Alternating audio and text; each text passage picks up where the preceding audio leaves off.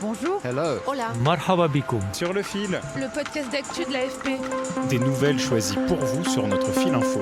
Des livres, une série documentaire sur Netflix, des récits de voyageurs qui ont testé et des adeptes, y compris au plus haut sommet de l'État aux États-Unis. Les psychédéliques suscitent de plus en plus d'intérêt comme piste de traitement des dépressions sévères, de l'alcoolisme, du stress post-traumatique et même de l'addiction à la cigarette. Where my story becomes unique is I took MDMA 3 times. It saved my life. It really did short-circuit this suicidal period that I was in. Les essais cliniques dits de phase 3, c'est-à-dire très avancés et sur plusieurs dizaines voire centaines de personnes, sont en cours dans de nombreux pays et notamment en France, où un symposium international sera organisé en juin à Paris par l'Institut du cerveau sur ce sujet. Les résultats sont prometteurs, mais des limites importantes existent. Pour en parler, j'ai invité dans Sur le fil la psychiatre et chercheuse en neurosciences Lucie Berkovitch, qui dirige un essai clinique à l'hôpital Sainte-Anne à Paris, et Julie Daché, docteure en psychologie sociale, qui a elle-même expérimenté et lancé un podcast sur ce sujet. Sur le fil. Picture yourself in a boat on a river with tangerine trees and Il est loin le temps où les Beatles vantaient le pouvoir des psychédéliques. Depuis ce tube sorti en 1967, les substances psychédéliques ont été interdites, notamment par une convention internationale adoptée en 1971. Mais depuis les années 2010, la recherche est relancée, en particulier aux États-Unis. Lucie Berkovitch, qui a fait un post-doc en neurosciences à l'université de Yale, a cherché à mettre en place des essais dès son retour en France en 2023.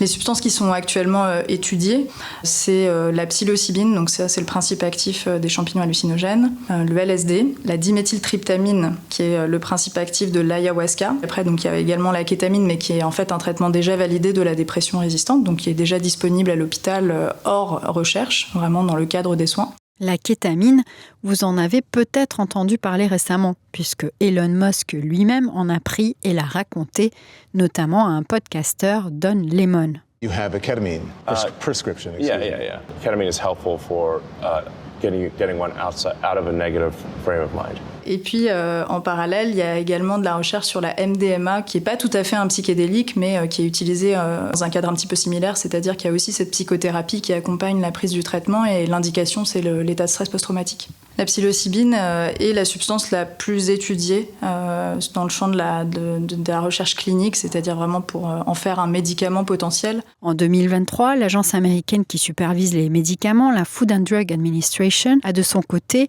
lancé la procédure en vue de l'autorisation d'un traitement à base de psilocybine pour la dépression. La même année, l'Australie a validé l'usage de la psilocybine, là encore, et de la MDMA pour des traitements. Et plus près de la France, la Suisse autorise exceptionnellement, depuis 2014, les prescriptions quand aucun autre médicament n'a fonctionné. C'est la conséquence de résultats prometteurs, surtout quand la prise est accompagnée d'un suivi en psychothérapie. Dans la dépression résistante, on a entre 30 et 50% de rémission, donc des gens qui n'ont plus de symptômes en fait, de maladie après une prise de traitement avec de la psychothérapie, avec des effets qui perdurent plusieurs semaines à plusieurs mois.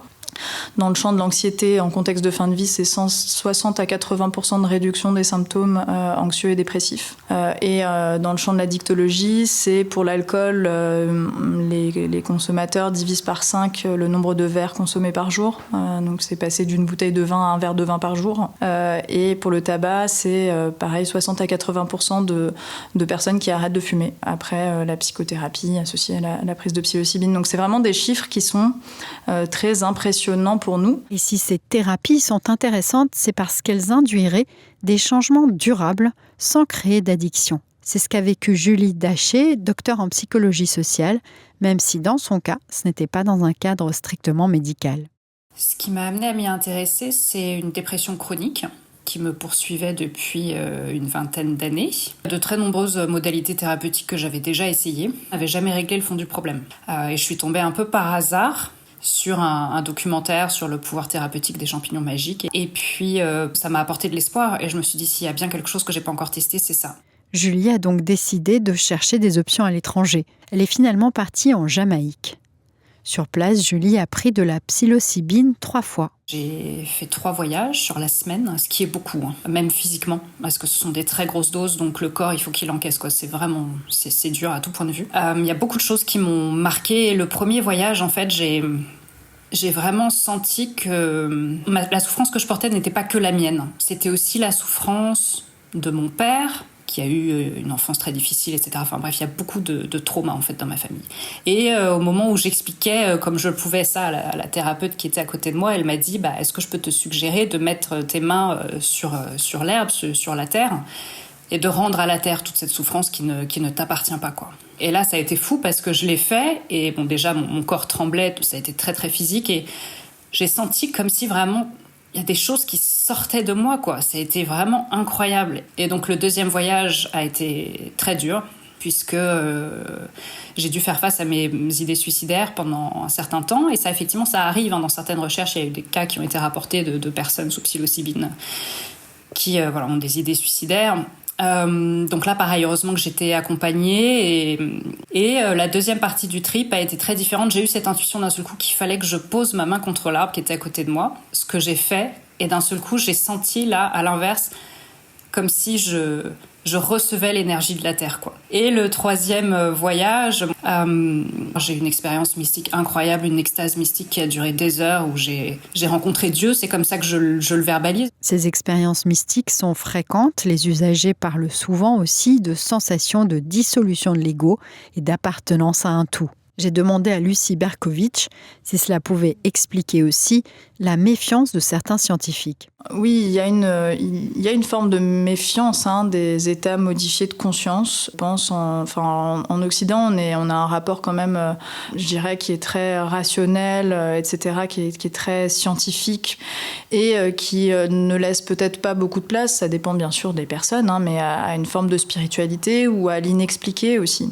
Et il est vrai que il y a beaucoup de mystères, je pense, qui a entouré l'effet de ces substances, c'est-à-dire que ça donne des expériences très intenses, les gens ressortent différents, ils peuvent avoir eu des révélations, ils peuvent avoir changé de religion, enfin c'est vrai qu'il y a quelque chose quand même qui est assez impressionnant mais qui peut être aussi assez inquiétant autour de ces prises de substances et notamment dans le fait qu'elles puissent changer véritablement, durablement notre perspective. Les neurosciences pourraient apporter une piste d'explication. On a des explications scientifiques, mais on n'a pas encore tout compris du fonctionnement des psychédéliques, mais c'est pour ça que c'est un champ de recherche très stimulant. Ce que l'on sait, c'est qu'en effet, ça va augmenter donc la connectivité entre différentes aires cérébrales, et à l'inverse, on va avoir des régions qui habituellement sont bien connectées, qui vont avoir tendance à se désintégrer, donc à avoir une activité qui est moins organisée. Il y a par exemple un réseau qui est dédié à la perception de soi. Et ce que l'on voit sous psychédélique, c'est qu'il y a vraiment des changements importants et une baisse d'activité de ce réseau. Alors, il serait un peu simpliste de dire c'est le réseau du soi et donc il se désactive et il n'y a plus de soi, mais on comprend quand même un peu comment on peut se sentir, en tout cas, davantage connecté à l'extérieur, y compris quand on est dans quelque chose d'introspectif. Et donc se sentir comme faisant partie d'un grand tout ou comme ayant son soi qui se dissout dans quelque chose qui nous dépasse, effectivement. D'un point de vue médical, ces substances induisent une plasticité du cerveau qui le rend plus réceptif à de nouvelles idées et au final au changement. Il y a des études qui montrent maintenant assez bien comment fonctionnent les psychédéliques. Donc, ils activent un récepteur à la sérotonine qui s'appelle le récepteur 5-HT2A. Ça va entraîner des changements de fonctionnement au niveau cérébral avec vraiment de plus grands flux d'informations en fait, qui sont partagés entre les différentes aires cérébrales. Donc il y a une espèce d'hyperconnectivité en fait au sein du cerveau et un peu de reboot. Il y a aussi des changements physiques, anatomiques. C'est-à-dire que les neurones vont pousser, ils vont avoir des ramifications nouvelles qui vont se créer entre eux. On parle de neuroplasticité pour décrire ce phénomène-là. Et on comprend bien comment, dans un moment où le cerveau va être plus plastique, plus flexible, va pouvoir créer de nouvelles connexions, eh bien, on va pouvoir implémenter le travail psychothérapeutique sur quelque chose qui va être plus souple, en fait. Au-delà de ça, il va y avoir des changements physiques qui, eux, persistent et qui vont peut-être permettre, en effet, des changements profonds dans la manière dont je fonctionne et dont je perçois les choses. En attendant, pour Julie, l'impact est positif. Puis c'est vrai que je m'estime guérie, quoi. Ça fait 2 ans et demi, j'ai plus jamais...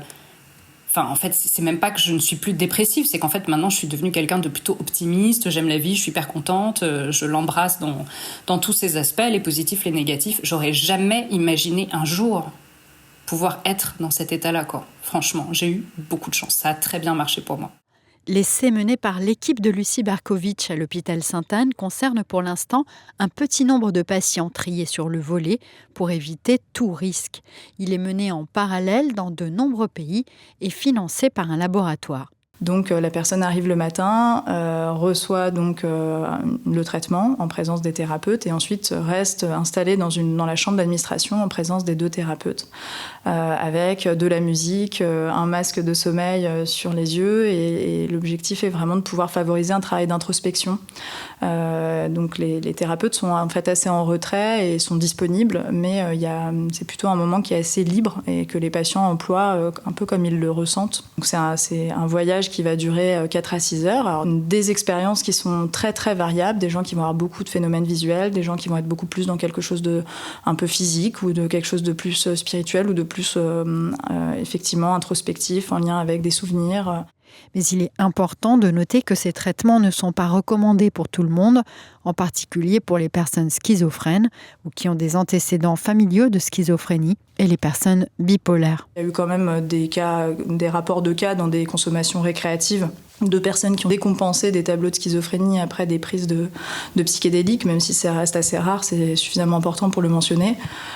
Et donc, en effet, aujourd'hui, on n'inclut pas du tout des patients qui vont avoir ce type de problématique. La Société suisse de psychiatrie estime qu'il faut également les éviter pour les personnes épileptiques. Enfin, l'environnement est essentiel. Et donc, les expériences récréatives menées avec des personnes peu qualifiées peuvent être dangereuses. Autre point important, les recherches menées à ce stade n'établissent pas l'efficacité des microdoses, très en vogue dans certains États américains. L'usage du microdosage est très différent puisque donc il ne va pas y avoir de distorsion perceptive, il ne va pas y avoir de trip. Souvent, le microdosing est employé à des fins de bien-être et de performance aussi. Tout un usage qui a émergé dans la Silicon Valley. Et on n'arrive pas à distinguer, en tout cas, l'effet de ça d'un effet qui serait un effet placebo. Et pour les macrodoses, comme celle administrée à Sainte-Anne, le chemin est encore long. Sur le plan logistique, c'est vrai que c'est compliqué à organiser. Il faut pouvoir avoir des soignants qui sont disponibles et formés.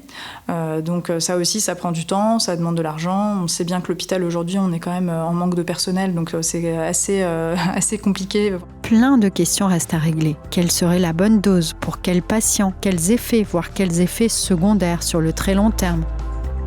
Sur le fil revient demain, je suis Michaela Kinsella-Kiefer. Merci beaucoup de nous avoir écoutés. Avant de nous quitter, je vous recommande le podcast sur les thérapies psychédéliques de Julie Daché. Je vous laisse le lien dans la description. À très bientôt.